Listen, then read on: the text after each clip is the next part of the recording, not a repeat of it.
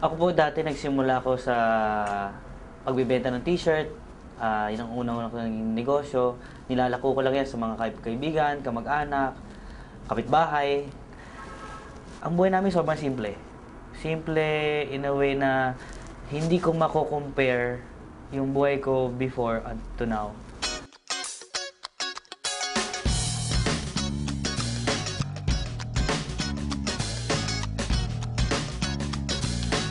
Hindi ko in-imagine na dadating sa punto na ganito kalaki pala yung pinag-uusapan namin dati. Nagsimula lang sa isang table na lilima lang kami, I think 6 lang kami, na yayaman kami. Alam namin kikita kami pero hindi ganito kalaki. Dito na nakukuha ko yung mga pangarap ko, dahan-dahan, yung mga sasakyan na dating laruan lang, dati litrato lang, dati pinupunta ko lang sa mga bahay-bahay ng mga kaibigan ko, tinitingnan ko. Lahat yun nagkaroon ako sa V-Mobile. Pati yung dream na condo ko before na sa Fort, umanda kami doon, sabi sa sarili ko, one day magkakaroon ako ng unit dyan. With V-Mobile, nagkaroon ako ng unit.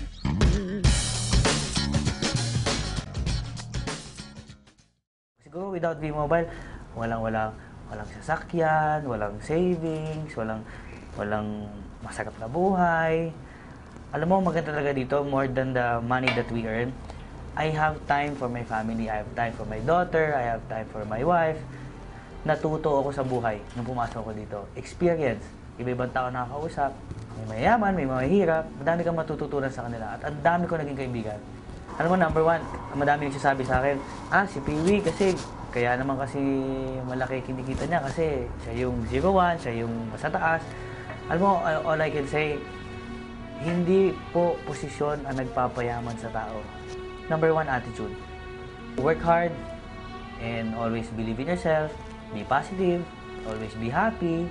Pinakamagandang i-invite mo talaga dito sa business natin, family muna. Kasi ngayon, my brother, my sister, my mother, lahat po ng pamilya ko nandito na. Tita ko, pinsa ko, lahat. Yung sapatos na suot mo bago pumasok ng V-Mobile, always remember that shoes. Huwag mo kakalimutan.